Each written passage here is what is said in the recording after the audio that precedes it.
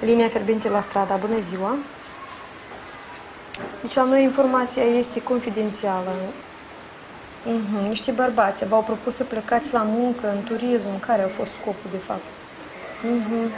La muncă, ca chelneriță, da?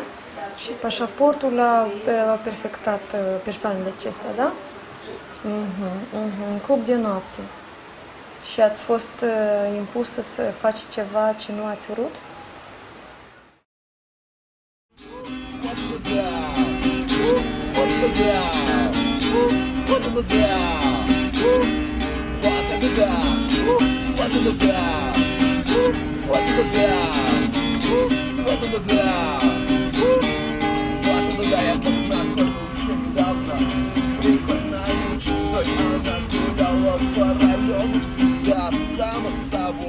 I started this investigation on sex trafficking nearly 6 years ago. I wanted to understand the root causes of why so many women of my generation were sold into prostitution against their will. I was also determined to show the faces of these women through my photos and record the stories they rarely live to tell. I've traveled throughout Eastern Europe, as well as destination countries like Turkey and the United Arab Emirates, in search of what fuels the global sex slavery market.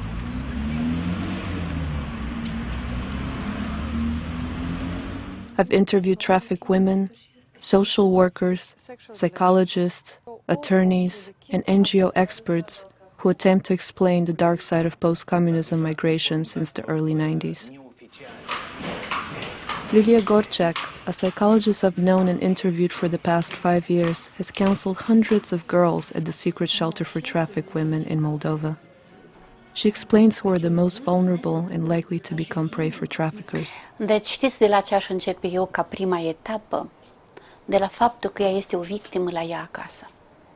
Deci e vorba de victimizarea și excluderea socială la ea acasă.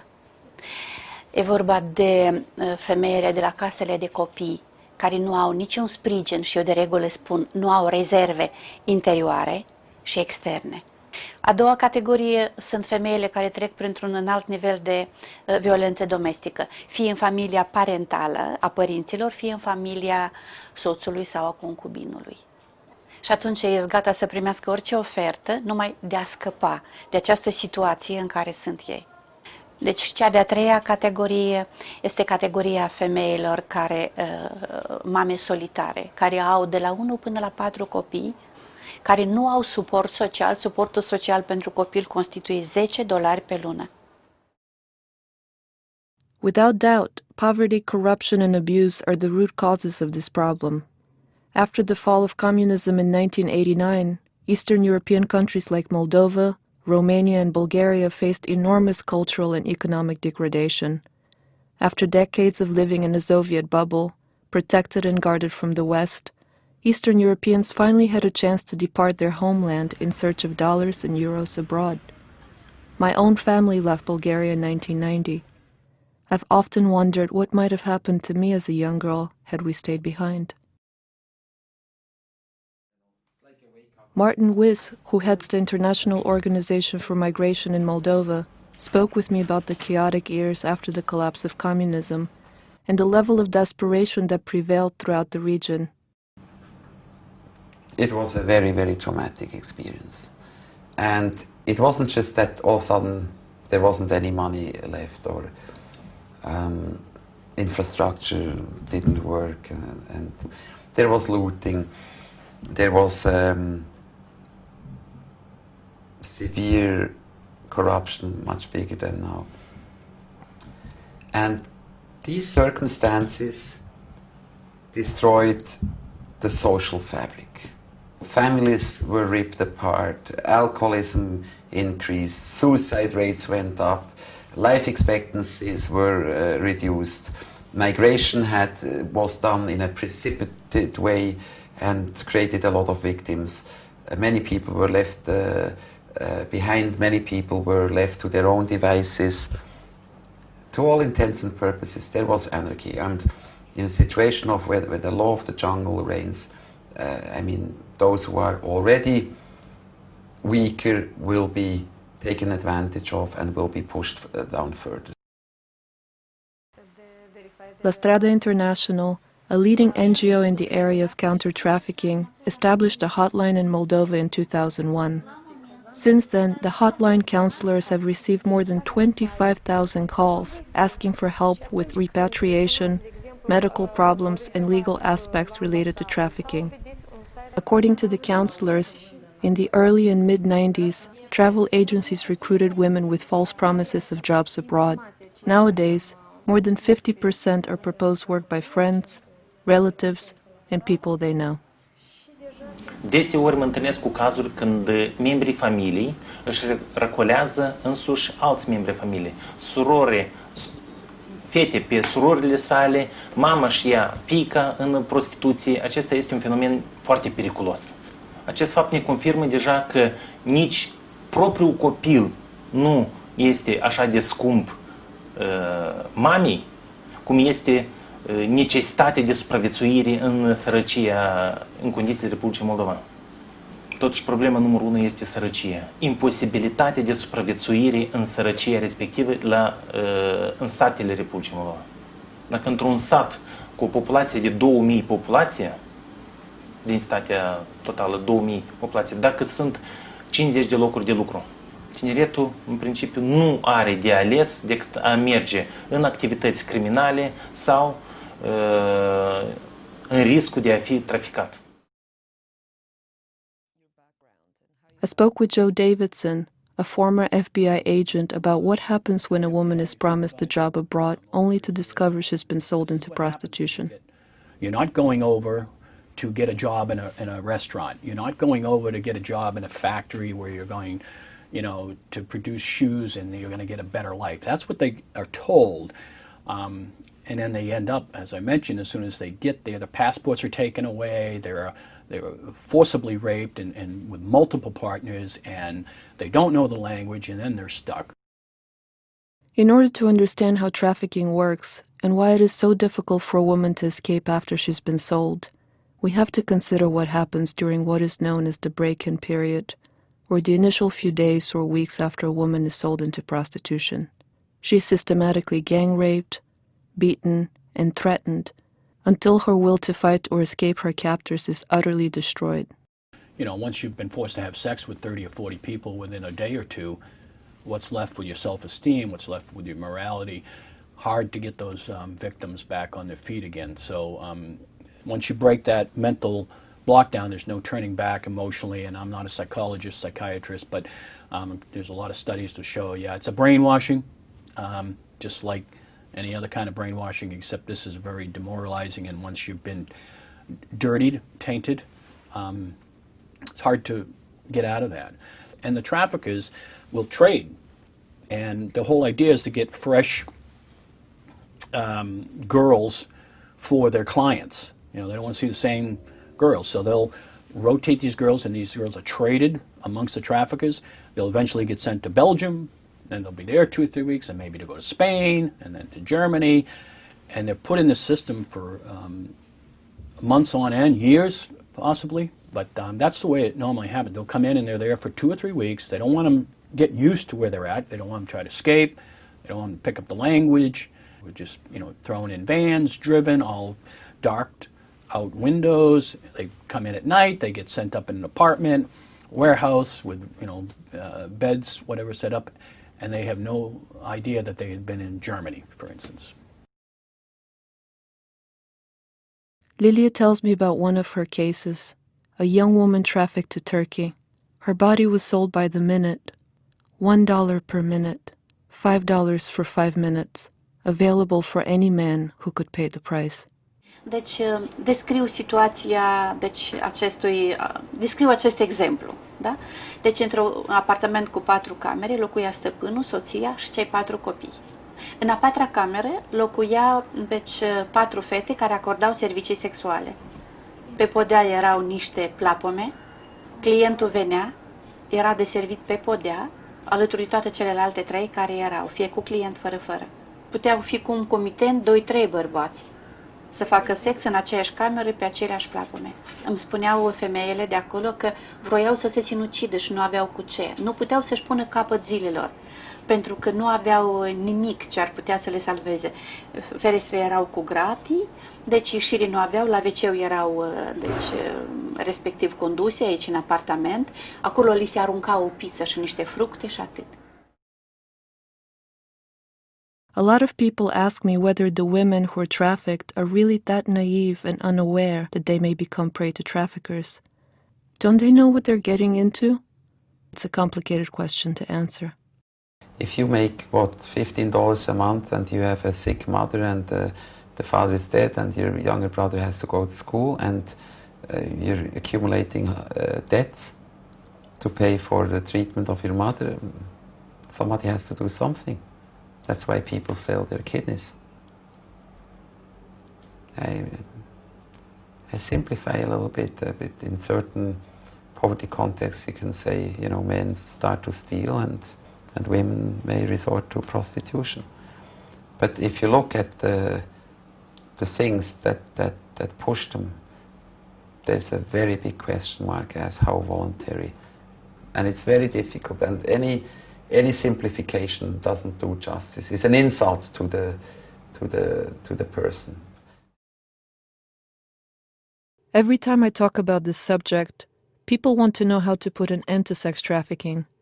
I ask those who have devoted many years of their lives helping trafficked people, what are the steps necessary to prevent women from being sold into prostitution? Mimi, you're asking me so difficult questions. The big discrepancy between poor countries and rich countries. The big discrepancy between access to justice. The high-level corruption.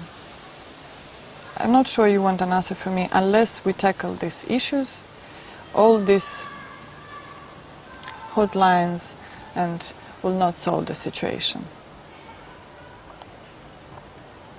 You have to approach on all levels, vertically and horizontally. The problem is the international community is hypocritical and shallow, because if somebody is a victim of something else than trafficking, it's just not sexy and dramatic enough to intervene. And that's absolute nonsense. Everybody, whether he or she is a doctor or a politician, everybody agrees prevention is better than cure. We believe that all victims of trafficking have been victims of societal ills. They have been marginalized. They were in need of special shelter. They are maybe underage. They may not have parents. And these people, these young women need to be helped. And they can be helped. Explicația este foarte simplă. Vin donații din străinătate în procesul combaterii traficului de ființe umane în Republica Moldova. Din aceste donații, cel mai mult are de primit statul, deoarece își menține structura sa statală. Poliție, penitenciare, sistemul medical, sistemul asistent social. Cel mai mult statul câștigă din aceste alocări din străinătate. Dar, de fapt, în penitenciare, pentru a-și executa sentința cu pedeapsă reală, ajung doar 10% din acei traficanți care, în privința cărora se pornesc procesele penale. So where does the money go?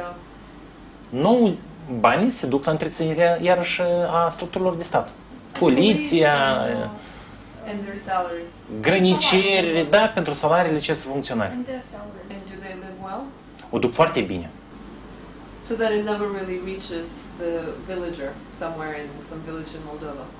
Banii nu ajung nemijlocit la victimă, pentru reabilitarea acestei victime.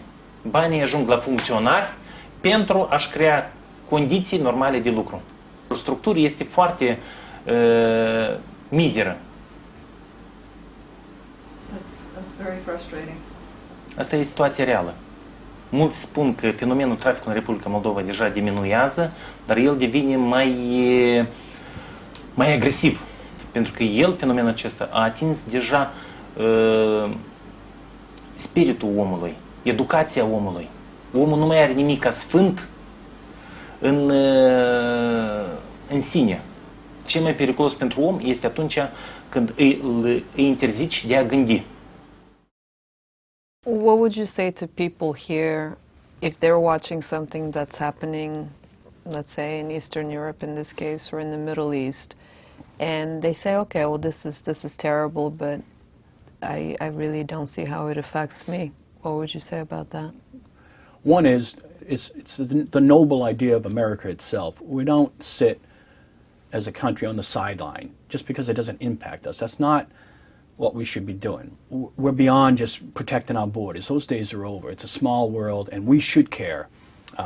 We should care as people. We should care as government of victims in these countries that are emerging democracies and are trying to come out of some very painful histories and get going, because it benefits us all as a global community. Second, we have people trafficked in the United States. It is not immune to that. And the majority of the people participating in a lot of these places, like in Thailand, like in Vietnam, in Cambodia, they're Americans. So we're sending our people over there. They're going over there for vacation, to look for temples in the jungles of Cambodia. In reality, they're here at a particular town to have sex with a 5-year-old boy. That's what they're there for. So we provide a lot of those people that are victimizing those kids. So we need, as a country, to take the high road and make sure that we assist other countries, both the source countries and the trafficking companies, and try to alleviate some of the suffering of the victims.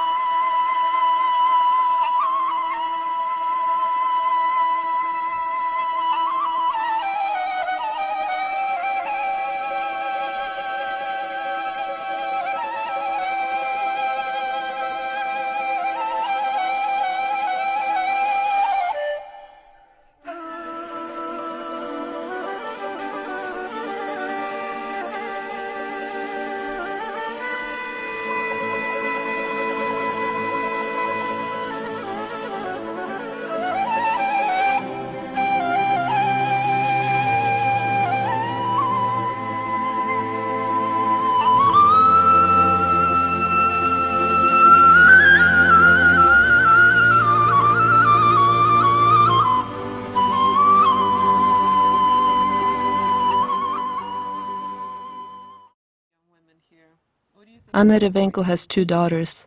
I ask her if she worries about their future in Moldova. What will she teach them, and how will she raise them? My elder daughter, she just turned 4, and I bought a movie with cartoons, Tom and Jerry, and the language I left English. We go for a walk, and she comes to me and said, "Mama, independent." What is this? I said, "Independent?" She says, "Uh-huh." I said, where did you take this word? She said, "Tom and Jerry." I said, "Baby, do you know what beautiful is this word? It's the word you have to know, you have to learn. I will teach them to be independent." This is my answer.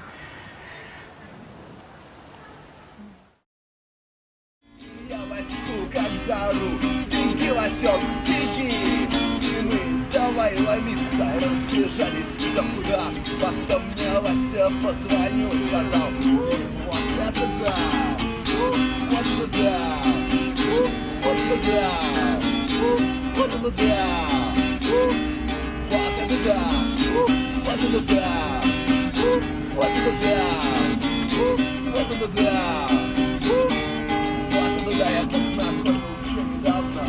Прикольно, часой она гуляла по району всегда сама с собой. Никто из парней к ней не смел подойти. У нее такие... Ой, господи,